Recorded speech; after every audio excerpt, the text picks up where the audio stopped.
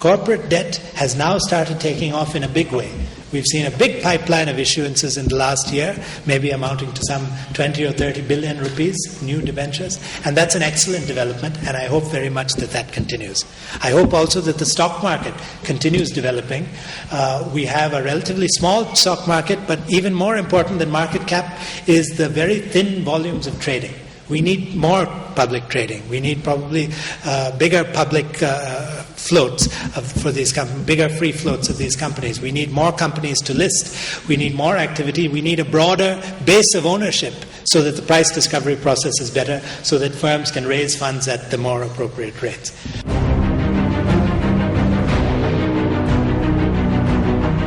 Fourth thing I want to mention, I have no competence in this area at all, but I think it's one that bears mentioning nonetheless. Education. Now, Sri Lankans, like Malayalis, I'm from Kerala, like Malayalis, like to boast about high literacy rates. But I think most businessmen I talk to, and I'm sure most of you would agree, that literacy takes you only a very small part of the way. Having a literate workforce is necessary, but you also need, in this modern world, English skills. You need IT skills. You need to be able to find managers, maybe who have university training and are thinking laterally, thinking creatively. You need to have more vocational training. I've heard from so many people there's a shortage of welders, there's a shortage of elevator mechanics, shortage of auto mechanics, these things. That sort of training needs to improve. And efforts are being made in this area, just as we've seen developments in the financial markets, but more needs to be done. How many factors have I got? 1, macro, investment, financial market, education. 5th one, trade. And I think this is a critical one. We have seen in this country, this small country of 20 plus million people, we have seen the trade ratio decline steadily for the last 15 or 20 years. All right, basically flat in the last few years. But over this longer horizon, we've seen a steady decline. And again, there's a variety of reasons for that. Long periods of overvaluation of the exchange rate, high energy costs, high labor costs. You can name many different factors that explain it. But we have to reverse it. We simply have to reverse it. We cannot think of Sri Lanka as a market serving itself. 20 million people, you're not going to sustain great growth. You're not going to become a wonder of Asia unless you think about export-oriented growth. There was this commission called the Spence Commission on Growth and Development about 5 or 6 years ago, headed by Nobel laureate Michael Spence. And they tried to study what were the factors that were common to the countries which managed to grow on a sustained basis over 20 or 30 years at rates of 7% or more. And one of the most important things was outward orientation, export orientation.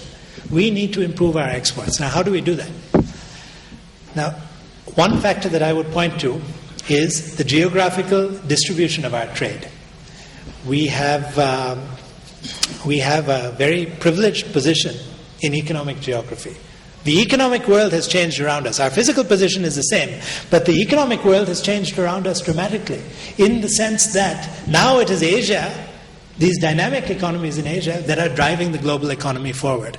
Yet we have an exporting pattern which has us sending 1% of our exports to China, 5% to India, the behemoth just a few miles away, and still 50% to the US and Europe, which are growing slowly. We need to change these patterns. Still exploit the markets in the West because they're very large. We have small market share. We can continue to expand even if the overall market is not growing very fast. But also pay attention to these markets in the region. ASEAN, India, China, Japan.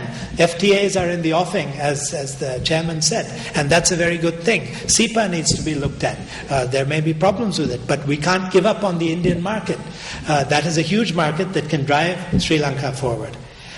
Maybe the last factor I'll say, it's not strictly an economic factor, but I strongly feel that it's perhaps the most important factor of all. I think we need to have a better climate and a better opportunity for debate in this country. I see very little debate happening. I see government officials, I give a speech, people don't ask questions, fine, I may be boring. But government officials who are in senior positions, who have a lot to say, lots of interesting ideas, will give a speech, nobody will ask a question. Internally, I'm not privy to discussions. Maybe there's a strong internal debate, but my sense is that debate is not as vigorous as it should be. Henry Kissinger, who I don't much like to quote, but I often quote this because I think it was a very telling statement that he made. He said that no idea, however great, has any hope of success if it is born in the minds of a few and carried in the hearts of none. Ideas have to be discussed. No one group has a monopoly on good ideas. It's only through discussion that we're able to flesh out ideas, find where the weaknesses are, and improve it for the national benefit.